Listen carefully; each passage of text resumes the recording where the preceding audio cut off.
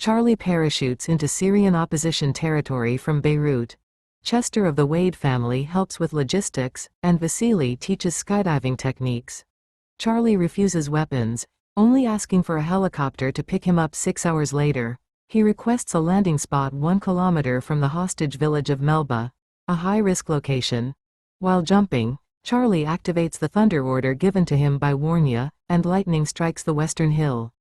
The troops panic and hide, and Charlie lands safely on the empty eastern hill. Enjoy the increasingly exciting storyline. Thank you. Chapter 2648. Charlie nodded.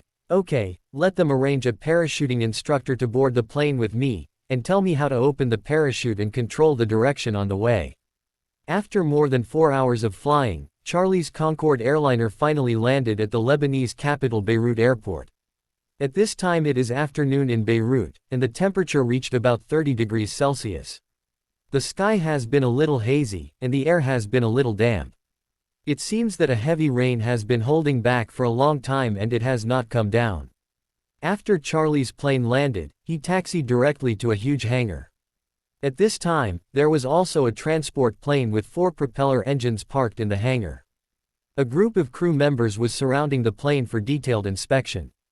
After the plane stopped, the ladder docked, the crew opened the door, and Charlie and Isaac walked out of the cabin together.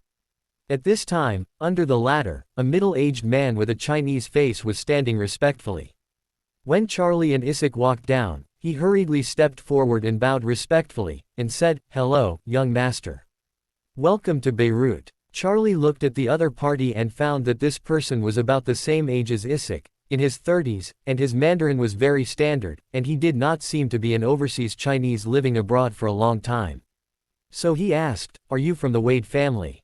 The other party hurriedly said, going back to the young master, "I am the spokesperson of the Wade family in the Middle East. You can call me Chester. The master specially asked me to fly over from Saudi Arabia to help you clear the official work and provide you with all the help I can." Charlie nodded slightly and asked him, "How is the situation in Syria?"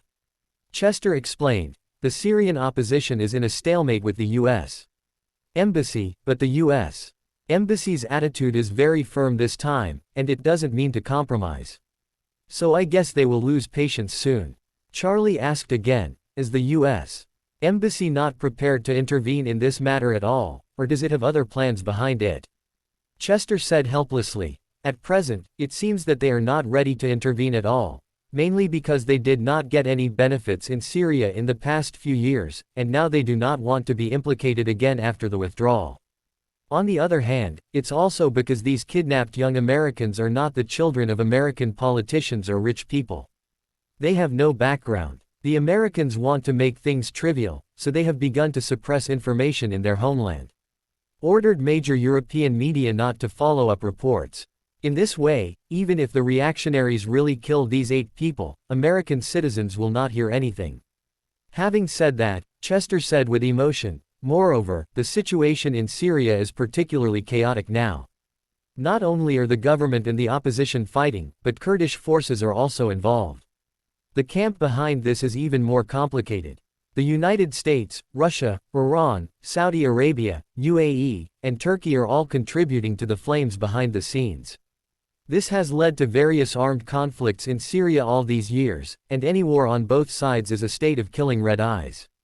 Without leaving any room, the U.S.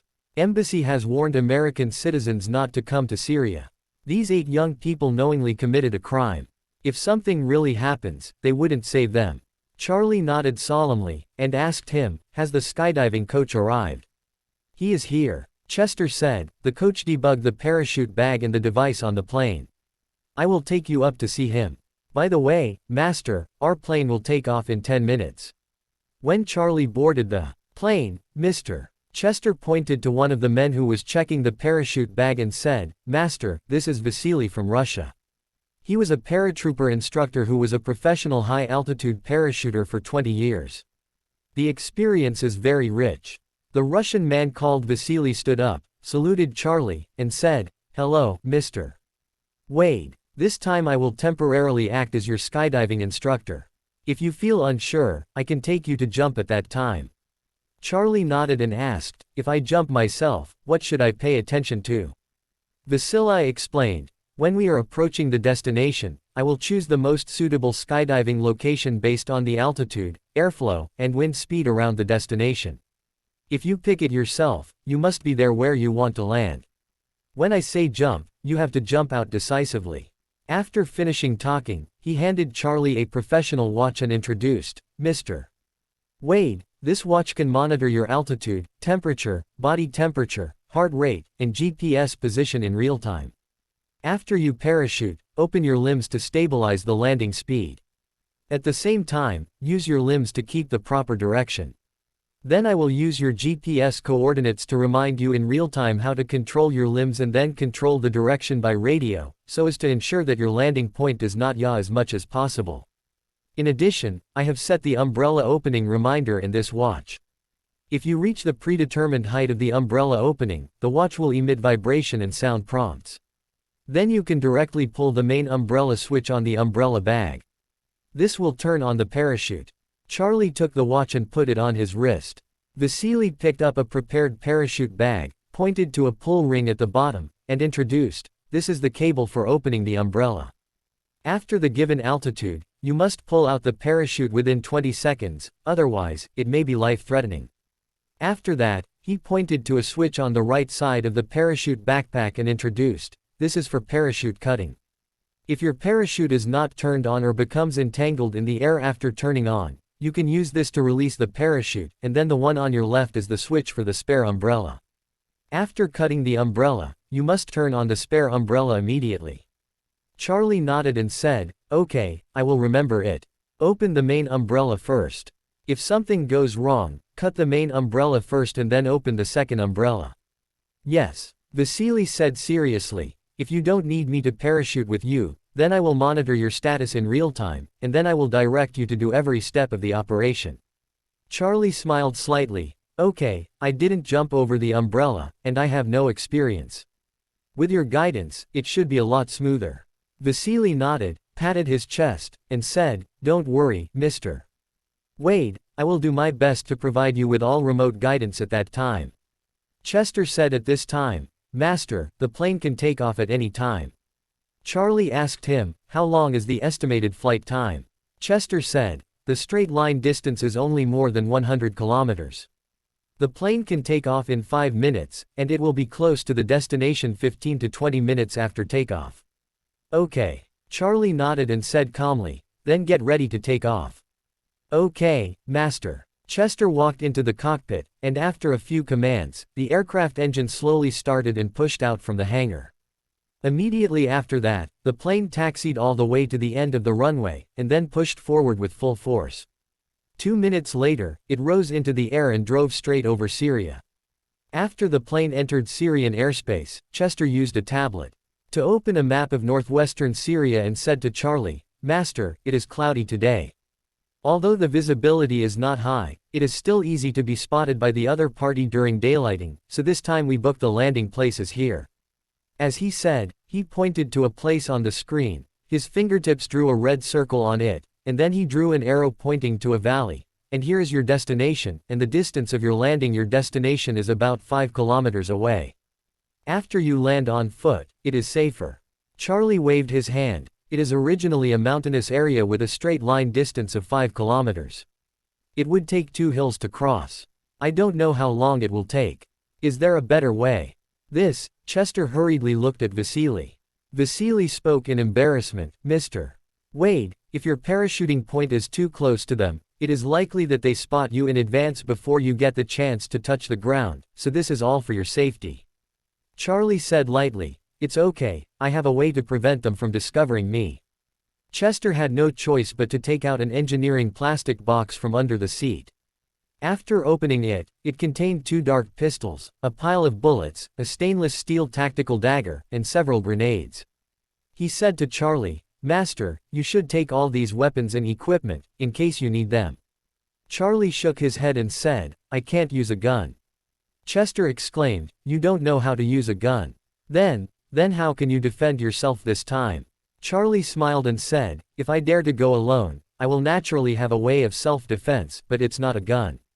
Charlie knew very well in his heart that he wanted to sneak into the quarters of thousands of soldiers alone. It is impossible to solve the problem with a gun. This kind of thing can only be done by outsmarting. If he wants to rescue Melba alive, he can only go in quietly and come out quietly, and must not go to war with the enemy. Otherwise, it is very likely that he will be stunned and even waste his own life in it. Therefore, guns and grenades are absolutely unusable. Once they are used, he will immediately become targets in the eyes of thousands of soldiers. Chester couldn't help being worried when he saw that Charlie couldn't use any weapons. This time, Mr. Wade asked him to help Charlie. He didn't ask for merit but no demerit. But when he saw Charlie going to do this kind of life-threatening thing, he also trembled in shock. If Charlie never returns this time, he must be punished by the old man. So, he hurriedly handed Charlie another piece of paper and said to Charlie, "Master, there are some words written in English and Arabic on it. If you are discovered by them, you will immediately give this piece of paper to them. As long as they see this piece of paper, they will not embarrass you." Charlie asked with great interest, "What is written on this? Is it so capable?" After speaking, he opened the paper. Charlie does not understand Arabic, but he could use English as a second mother tongue since he was a child, so he can see this passage clearly at a glance. The meaning of this is actually very simple, just a paragraph of content, probably means, "I am the son of the Chinese Wade family, don't kill me, as long as you make sure that I am intact, my family can give you $50 million. After reading it, Charlie couldn't help but sneered, and said, "You are indeed very considerate, but in my opinion, this thing is really useless." After that, he tore the paper to pieces. Just when Chester was stunned, Charlie took the tablet computer in Chester's hand again, drew a red circle on a mountain about 20 kilometers away from the destination, and said to him, "From the beginning of my skydiving. 6 hours later, you arrange for a helicopter to come here to pick me up. 15 minutes after taking off, Charlie only had the last few tens of kilometers to the destination. According to Vasily's calculations, Charlie should jump out of the cabin after 5 minutes, and then use his remote guidance to land 5 kilometers away from the destination. So he asked Charlie, "Mr. Wade, are you ready?" Charlie nodded. "Ready." Vasily said to Chester, "Mr. Chester, please ask the captain to open the hatch." "Okay." Chester immediately walked to the cockpit and asked the captain to open the door at the rear of the plane. When the cabin door opened slowly, a violent cold wind poured in instantly, and Isaac and the others shivered. Isaac hurriedly said to Charlie loudly, "Master, you must be careful and vigilant. After 6 hours, we will definitely be waiting for you at the place you specify." Charlie smiled slightly. "Don't worry, we will meet in 6 hours." At this time, Vasily accompanied Charlie to the open hatch. Everyone looked at Charlie with breathlessness. This was his first parachuting.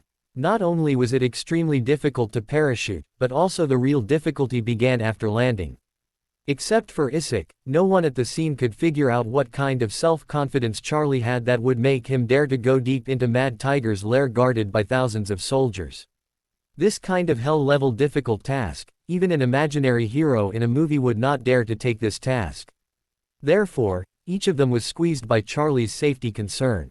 Chester even felt that this matter would most likely end with the Wade family paying a large amount of cash to the opposition and redeeming Charlie from them. However, Charlie's face was light and breezy. 5 minutes have passed, and Vasily said to Charlie, "Mr. Wade, you can jump." Charlie was indifferent, and said lightly, "Wait." Vasily said nervously, "Mr. Wade, we can't wait any longer. Our flight speed is still very fast. If you wait any longer, your landing point will deviate greatly. If the landing point is more distant from the opposition base if you are close, then you will be in a very dangerous situation. And, the closer you are, the bigger your goal after opening the umbrella." Charlie smiled and said, "Time is urgent, so it's better to get closer." Vasily looked at the time and blurted out, "Mr. Wade, if you jump now, the distance may only be 3 kilometers. Can't wait any longer." Chester also said nervously, "Yes, master. If you wait, you will jump on top of the opposition base." Charlie looked at Vasily and asked him, "If I want to land 1 kilometer away from them, when is the best time to jump?" Vasily swallowed, and said with difficulty, "If you really want to control 1 kilometer or so, then you have to wait another 30 seconds. Okay. Charlie nodded and said, "You help me count down. After 30 seconds, I will jump out on time." Vasily wiped away the cold sweat, and stammered, "In that case, it's too dangerous."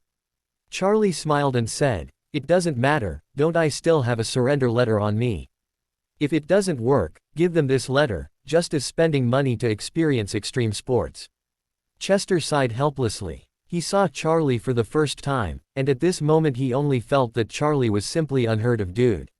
He has seen the second generation of super rich come out all over the world to spend money to play with W0 men for fun, but he has never seen the second generation of super rich like Charlie who comes out to spend money to die. Vasily kept staring at the stopwatch in his hand, and when the last 10 seconds were left, he started the countdown. 10, 9, 8, 7. At this time, the hatch was fully opened, and there was a thick cloud outside. The hatch. Although Syria also belongs to the Middle East, the latitude here is similar to that of Oris Hill, and it is also wintertime, so it is the most rainy season in Syria. Thick dark clouds not only block the sun but also make the air very humid. This is a good thing for Charlie, because if today was cloudless, then the possibility that he wanted to parachute in during the day is almost zero. That's why he is confident that he can skydive closer to the opponent's base. When Vasily counted to the last 3, Charlie stepped forward and went straight to the edge of the hatch. Vasily became more nervous and shouted, 3, 2, 1, jump. Charlie turned around and said to a few people, "Everyone, see you in 6 hours." After all, he jumped directly outside the cabin door without hesitation, and the whole person jumped into the thick clouds. As soon as Charlie jumped out of the cabin, he felt as if he was in an ice cellar. At an altitude of more than 5,000 meters, the temperature is a full 30 degrees Celsius lower than the surface. The current ground temperature is about 15 degrees Celsius above zero, so the temperature around Charlie is about 15 degrees below zero. But this is nothing to him. His attention now is all focused on keeping his figure stable, so that he will not lose control of his body in a rapid fall. Because he was in the thick clouds at this time, he basically couldn't see the situation below. Fortunately, he could hear Vasily's voice reminding, "Mr. Wade, the descending speed and direction are very stable, the clock is about 50 meters, please keep it. It is estimated that the height of the parachute will be safely opened after a minute and a half." Charlie shouted, "Okay, I get it." 10 seconds later, Charlie's body finally passed through the clouds. At this time, a small number of raindrops have begun to condense under the clouds, and it seems that rain will form soon. Charlie can see almost all the endless mountains below him, and the mountains in the Middle East are really what is the scenery at all. Looking at it, it is almost yellowish, and because of the plateau, some of the tops of the mountains are higher. There is still white snow on it. Charlie can already vaguely see that there are relatively simple villages in the valley below him. Although they are far away, he can still see that the houses in these villages are almost all low-earth houses. The degree of poverty is evident. As the distance got closer and closer, Charlie could see the village, surrounded by 2 mountain peaks on the east and west sides, and there is an entrance to the village in the north and south. And at this north-south entrance and exit, there are some armored vehicles parked, as well as man-made trenches and shooting piles. It can be seen that these 2 entrances and exits are the top priority of the opposition armed defense stationed here. In the very center of the village, there is a small circular square on which 4 helicopter gunships are parked. In addition, above the mountain peaks on both sides, you can also see the man-made fortifications and observation decks, and vaguely there are personnel activities in the fortifications. Charlie had already made a quick judgment in his mind at this time. He is alone and must sneak into the other side's hinterland quietly, so the north and south entrances were definitely not a choice. The most suitable entry point is the peaks on the east and west sides. For the opposition parties stationed here, they are also very clear that the government forces do not have the capability of large-scale airstrikes. If they really want to attack them, the greatest possibility is to attack them by land. There are mountains on both sides of the east and west, and there is no way to go. Even if soldiers sneak in from here on foot, it is very difficult, not to mention the heavy equipment. So the government forces really want to attack, they can only enter from the 2 entrances, the north and the south. Because of this, the opposition's defenses on the east and west sides are relatively weak, basically only equipped with a small number of soldiers, a small number of heavy machine guns, and Stinger missiles. Sneaking in from here, Charlie is very sure that he will not be discovered, and even if he is discovered, there will be no danger, because the anti-aircraft ability of the heavy machine gun is very weak. Not only can the bullets not hit high, but also is affected by the gravity force. It's basically a parabola. As for the Stinger missile, although this thing is very powerful, it can only lock the aircraft itself, and cannot lock the living person, so in front of Charlie, it is equivalent to waste. At this moment, Vasily's voice came in Charlie's earphones, and he said, "Mr. Wade, according to your current descending speed, you will have to open your umbrella in 10 seconds. Charlie glanced at the information on the watch. After 10 seconds, the height of the umbrella was about 500 meters. For the sake of caution, he wanted to choose the half mountain on the east side as the landing location, so that he could avoid the top of the mountain directly. Defensive position, so he opened his mouth and said, "I want to open the umbrella at a height of 200 meters. 200 meters. Vasily blurted out, "Opening the umbrella at this height, let's not say that you will fall under the nose of the defensive position on the top of the mountain. Your descent speed alone will not have enough time to buffer and land. The strength that the body endures at that time is almost equal to jumping from the height of 7 or 8 stories without any protection. It will be life-threatening." Chapter 2653. The height of 7 or 8 floors is almost a deadly height for most ordinary people. But for Charlie, it really isn't a big deal. His only worry is that when his height gets lower and lower, he will first descend to the height of the mountain top. The most important thing is whether he will be discovered by the other party at this height. In order to be sure, he put his hand into his pocket and grasped the thunder warning in his pocket. This thundering order used the Wanian lightning strike wood sent by Warnia, which can be called the highest quality of the lightning strike wood, and Charlie's most seized weapon. Although he had used this shocking thunder for many times, and there were already many cracks on its surface, but at present, it can be used at least a few times.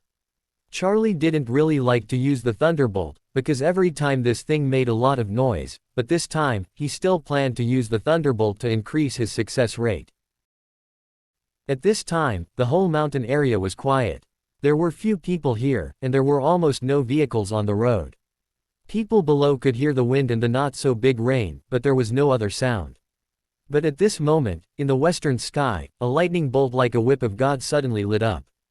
This lightning slammed on the top of the mountain in the west, slicing several soldiers in the fortifications into coke on the spot. Followed by a deafening thunder. The rumbling of thunder resounded as a missile exploded, and it reverberated throughout the valley. On the plain, Chester was taken aback by the explosion. He blurted out, "Damn it. In places like the Middle East, how can there be thunderstorms in winter?" The skydiving expert Vasily, because of his professional requirements, is also a meteorological expert. Even he has a dumb face and muttered, This is not scientific. I studied it deliberately. I have retrieved today's satellite weather map, and today's weather conditions do not exist for the formation of thunderclouds." The crew also didn't understand. The crew of this aircraft is extremely experienced pilots, but all experienced pilots must be most of the meteorologists and well-informed meteorologists. They have a good understanding of the formation of various climates and weather, and they can basically know what the situation is at a glance. But no one thought that this kind of winter rain cloud, even a moderate rain, could not fall. How could a sudden thunderstorm occur? Only Isaac heard this loud noise and felt a lot more at ease. He knew that this thunder must be caused by Charlie. At this moment, all opposition soldiers, local villagers, and even 8 hostages, including Melba, were also shocked by the sudden explosion of thunder. For these people, the noise of the thunder just now was so great that they had hardly encountered it in their entire life. Many people have tinnitus in their ears because of this explosion. If the eardrum is slightly fragile, you will feel severe pain deep in the ear. Except for the imprisoned people, almost everyone else walked out the door for the first time, or turned their heads, and focused their attention on the West Mountain where the thunder and lightning occurred. The few soldiers who survived on the top of the West Mountain were also in panic and reported through the intercom the specific loss situation. After hearing the news that 5 soldiers were killed by lightning, the entire opposition was shocked from top to bottom. They have never encountered such a terrible thing. A bolt of single lightning can kill 5 people. How powerful is this lightning? Most of the soldiers thought it was the anger of the gods, and many people knelt on the ground without hesitation and bowed to pray for the gods' forgiveness. Unlike most soldiers with no educational level, the leader of this opposition armed forces was an intellectual who had studied at a military academy. When he heard the message, he immediately realized that the reason why the fortifications on the top of the West Mountain were struck by lightning must be because of their higher terrain. They have a lightning rod effect. Therefore, he immediately ordered all the soldiers in the mountaintop fortification to hide in the fortification to avoid another lightning strike. This further helped Charlie. After receiving the message, the soldiers on the eastern mountaintop all shrank into the bunkers inside the fortifications, not daring to show up for fear of being struck by lightning again. The soldiers on the top of the eastern mountain hid while others were staring at the west and were horrified. In the gray sky, an unremarkable figure fell from the eastern sky of the base at an extremely fast speed.